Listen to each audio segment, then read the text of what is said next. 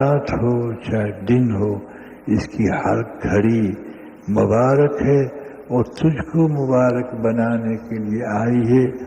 مجھے اس سے کوئی نفع نہیں، اس میں میرا بننا نہیں ہے، میرا چمکنا نہیں ہے، میرا پنپنا نہیں ہے۔ اے بندے، تیرا بننا ہے، تیرا چمکنا ہے اور تیرا پنپنا ہے۔ 1400 سال کے بعد کے تو اس کو دنیا کی نیز پہ لے گیا، غذاؤں میں خواہشات کی نیز پہ لے گیا۔ تیری زندگی کا ہر شعبہ رمضان کی گواہی دیتا ہے کہ ہم میں رمضان آیا، تجھ میں نہ آیا۔ تو نے ہم تیرے دستوں سے چمکا دیا، سجا دیا۔ تو نے ان کے ایمان اور یقین کو لے کر اور اعمال کو لے کر اپنی ذات کو نہ سجایا۔ تو ایسا ہی رہا جو پہلے تھا۔ اگر تجھ میں رمضان کے بعد تغیر نہ آیا تو اس بددعا کو یاد کر جو میں بھی ڈروں اور تو ڈروں، ہلاک ہو جائے وہ مسلمان، کیونکہ رمضان کے لیے تو مسلمانوں کے لیے تھے، جو رمضان پایا اور اس کی بخشش نہ ہوئی۔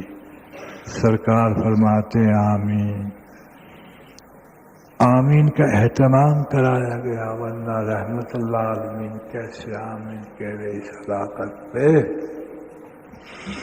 جو رؤوف الرحیم رحمان، جو سب سے رحم کرنے والے ہیں اللہ رب العزت، اس نے اہتمام کرایا اور عالم میں رحمت اللہ عالمین ہے، انہوں نے امین کہا اور بھیجا بھی ملائکہ کے سرداروں کو اور اس کو مسترد بنایا، اختلاف نہ کیا۔ ہلاک ہو وہ شخص جو رمضان پائے اس کی مغفرت نہ ہو۔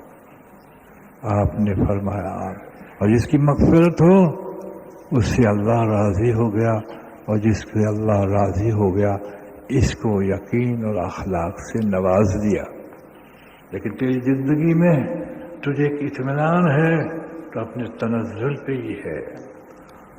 سبب کی اتنا تنزل گرنے پر اطمینان نہیں، بے چین ہے۔ اپنی ذات کی طرف آ جاتا ہے تو تو مطمئن ہو جاتا ہے کہ میں نے روزہ رکھا۔ اول تو مسلمان بہت تھوڑے روزے رکھیں، ان کے لیے ہلاکت کی کیا بعید ہے۔ غم کر، ان کے لیے ہدایت کے لیے مانگ، عذاب یقینی ہے۔ تیری دعا نہیں بچا سکتی ان مسلمانوں کے لیے کہ جو روزے نہیں رکھتے، اس لیے کہ حضور صلی اللہ علیہ وسلم کی بددعا کے آمین پر تیری دعا نہیں چھا سکتی، غالب نہیں آ سکتی۔ مقدر بددعا ہو چکی۔ سارے صالحین، سارے علماء، سارے اولیاء اللہ مل کر یوں کہے اللہ جس نے رمضان کو پایا نہیں اور ہلاک ہو گیا تو اس کو ہلاک نہ کر، خدائے پاک کی قسم سب کے منہ پہ دعا اللہ مار دیں گے۔ اول تو اللہ والا دعا نہیں کرے، لیکن سید المرسلین کی اس میں آمین ہے، یہ سب سے مقدم ہے کہ وہ ہلاک ہو جائے گا۔ ایسا ہی ہو، پھر تو کیا کرے؟ پھر تو دوسرے مسلمان کو ہلاکت سے بچانے کی کوشش کرے۔ جو روزہ نہ رکھتا ہو اس کے سامنے یہ حقیقت کو رکھے، لیکن پہلے اپنے سامنے رکھ کے تو کیسے روزہ عثمان گزار رہا ہے، تیری صبح سے شام تک کی زندگی کیسے گزر رہی ہے۔ جی ہاں، ضروریات کے اعتبار سے آنا تھا رزق پر، تو رمضان میں خواہشات کے اعتبار سے چلا گیا۔ غیر رمضان میں تو 100 کی امید رکھتا ہے اور رمضان میں 1000 کی امید رکھتا ہے۔ اسلام کو تو نے بدل دیا۔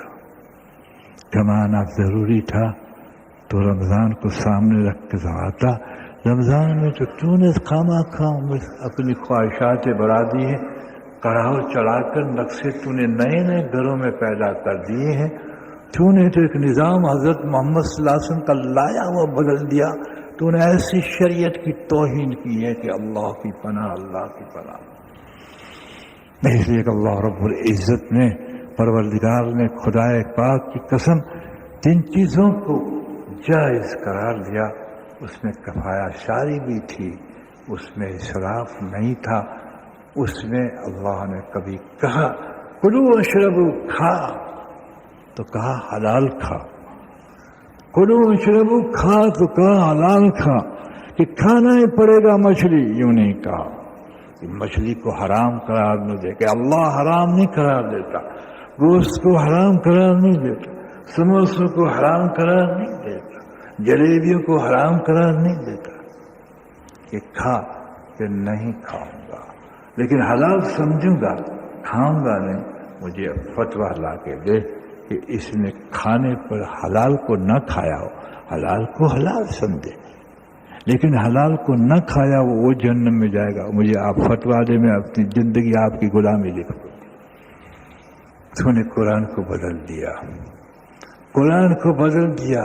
کلو، کھا، کھا کا حکم مجبور نہیں کرتا، کھا کا حکم کہتا ہے جو حلال کیا وہ کھا، جو حلال کیا وہ کھا، ہمارے محبوب کے طریقے پہ کھا۔ اگر جو حلال ہے تو سب چیزیں کھا، منع نہیں، لیکن کبھی تو یہ رک جائے کہ یہ چیز حلال ہے مرغی لیکن کھانی ہی پڑے گی، تو معاف کرنا، یہ تیری شریعت ہے، حضرت محمد صلی اللہ علیہ وسلم کی شریعت نہیں۔ جی ہاں، ساری عمر کوئی مرغی نہ کھائے تو جہنم میں نہیں جائے گا، لیکن ساری عمر میں ایک مرتبہ کہہ دے کہ مرغی حرام ہے تو جہنم میں جائے گا، اس لیے کہ اس نے حلال کو حرام کر دیا، اللہ کے امر کو بدل دیا۔ لیکن تو نصف رمضان کو اٹھاتا ہے، اور کل پہ نہیں اٹھاتا، اس لیے تیرے تفکرات اب سے عید تک کے ہوں گے۔ عید کے نقشے کیسے قائم ہو، ادھار لے لوں کہ قرض کی وعیدیں پتہ ہے کہ کیا کرے، سماج کا مسئلہ ہے تو سماج کو بت بنا کر زندگی کو اٹھاتا ہے۔ جی ہاں، بت پرست تو کس کو کہتا، جو جس کی رعایت کر کے دین پہ چلے وہ بت پرست ہے، وہ پتھر پرست ہے، اور تو مخلوق پرست ہے۔ جو جس کی رعایت کر کے دین کو اٹھائے گا وہ دین نہیں ہوگا، وہ غیر کی پرستش ہو۔ اس لیے اللہ نے ایک رمضان منخطب کیا اور کہا کہ تم میرا ڈر پیدا کر۔ پھر کسی کے لیے جینے میں ڈرے گا اور کسی کے لیے مرنے میں ڈرے گا، جیے گا تو میرے لیے، مرے گا تو میرے لیے، کھائے گا تو میرے لیے، پیے گا تو میرے لیے، پہنے گا تو میرے لیے۔ تیری زندگی مزین ہو جائے گی میرے لیے، اور یہ تقویٰ تجھے نعمت دلائے گا۔ اس لیے میں نے رمضان کو میرے لیے نہیں بنایا، میں عزت کا محتاج نہیں، میں تعریف کا محتاج نہیں، محتاج تو تم ہے۔ محتاج موت میں بھی ایمان کا میرا ہے، حیات میں پرورش کا بھی تو میرا محتاج ہے۔ تو نے خواہ مخلوق کے اندر اپنے آپ کو محتاج قرار دیا ہے، میری عزت اور شرافت کو تو نے پامال کیا ہے۔ جو میں نے تجھے اعزاز و شرافت دی، مجھ سے ہٹ کر تو نے کھو دی، اور تو نے وہ غلامی اختیار کر دی جس سے فرشتے بھی شرمندہ ہیں۔ فرشتے حیرت سے تکتے تھے جو تجھے عزت دی تھی۔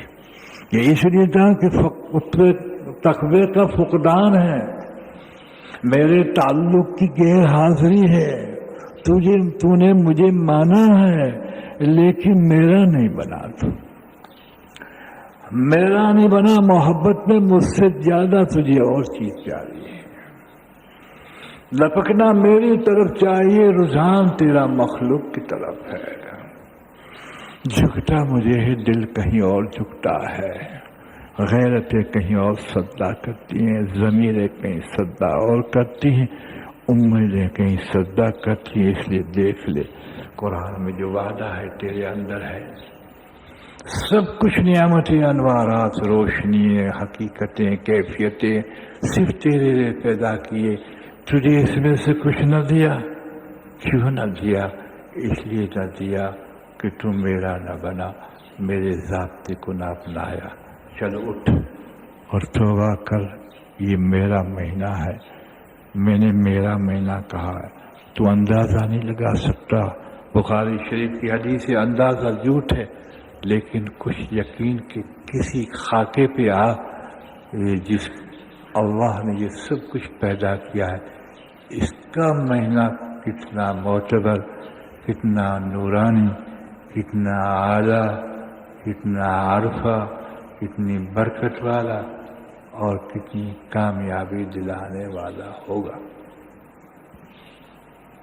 نوٹوں کی گڈی آ جاتی ہے تو سنبھال کے رکھتا ہے، اس کی حفاظت کرتا ہے، یقین رکھتا ہے اس سے گلہ ملے گا، اس سے کپڑا ملے گا، اس سے مکان ملے گا، لیکن تجھے پتہ ہے رمضان سے ہم ملیں گے، اس کی تو نے کوئی فکر کی، اہتمام کیا؟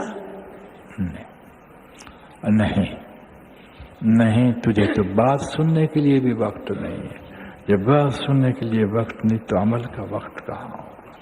اس لیے کہ 1400 سال پرانا رمضان ہو گیا، تیرے پاس حضرت محمد صلی اللہ علیہ وسلم کا رمضان علم کے اعتبار سے ہے، تاثر و یقین کے اعتبار سے ہوتا تو آج متقی ہوتا، اور تو متقی ہوتا تو قرآن کو اٹھا کے دیکھ، متقی ہی ہمارے دوست ہیں، ہمارے دوست۔